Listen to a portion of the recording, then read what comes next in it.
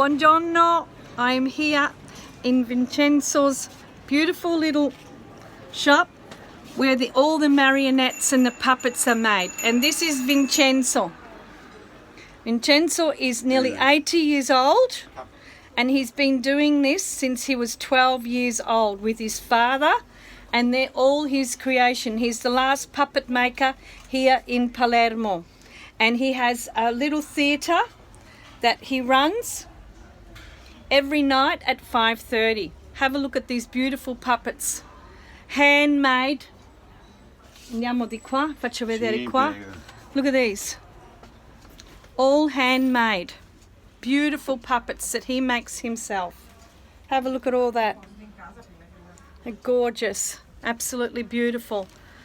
A real artisan maker of the puppets, of the marionettes. And this evening I'm going to be doing the show with watching Vincenzo make them, and I hope that I can be able to do a bit of filming and to show you.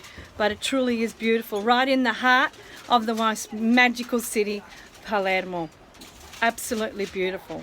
See you soon. Bye.